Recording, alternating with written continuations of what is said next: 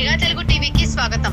గుంటూరు నగరంలోని బృందావన్ గార్డెన్స్ లోని ఎన్టీఆర్ స్టేడియంలో ఆక్స్ఫర్డ్ విద్యా సంస్థల ఆధ్వర్యంలో స్పోర్ట్స్ మీట్ కార్యక్రమం ఘనంగా నిర్వహించారు. ఈ కార్యక్రమానికి ముఖ్య అతిథులుగా Oxford educational institution chairman Shri S Francis Reddy గారు, గుంటూరు వెస్ట్ ఎమ్మెల్యే శ్రీమతి గల్లా మాధవి పాల్గొన్నారు.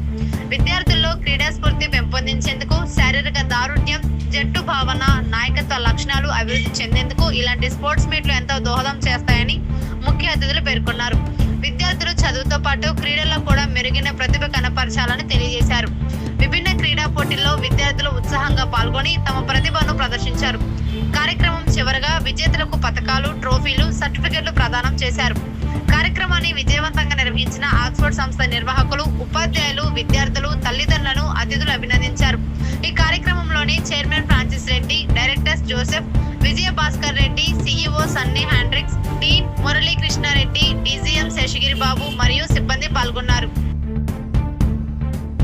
మొట్టమొదటిసారిగా పిల్లలకి స్ట్రెస్ లేని ఎడ్యుకేషన్ ఇవ్వాలి. పిల్లలకి చదువులో చాలా ఒత్తిడి ఉంటుంది. ఒత్తిడితో పాటు మానసిక ఉల్లాసం కోసం ఆటలు కూడా చాలా ఇంపార్టెంట్ అనే దాన్ని చైర్మన్ సారు మెయిన్ ఎయిమ్గా తీసుకొని మనకి ఈ స్పోర్ట్స్ మీట్ ఏర్పాటు చేశారు. సో లాస్ట్ ఇయరే కాలేజీ స్టార్ట్ చేసాం. కాలేజీ 1500 మందితో గుంటూరులో మొట్టమొదట్లుగా ఇంతవరకు ఏ కాలేజీ కూడా అంత ఓపెనింగ్తో స్టార్ట్ అవ్వలేదు. అదే 3500తో చాలా బాగా ఉంది. పిల్లలందరూ చాలా డిసిప్లిన్తో మంచి చదువుకుంటూ చాలా ఆనందంగా ఉన్నారు.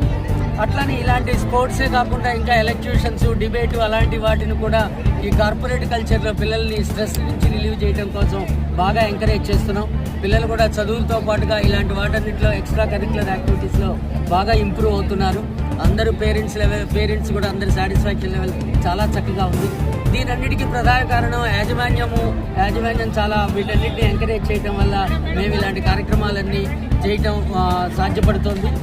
అట్లానే ఉపాధ్యాయ మిత్రులందరూ, తర్వాత డీన్ గారు, వీళ్ళందరూ కూడా బాగా సహాయం చేస్తున్నారు. దానివల్ల పిల్లలు కూడా చాలా హ్యాపీగా, చాలా ఇష్టంగా చదువుకుంటున్నారు. కష్టంగా కాకుండా ఇష్టంగా చదువుకోవడానికి ఇంపార్టెన్స్ ఇస్తున్నారు.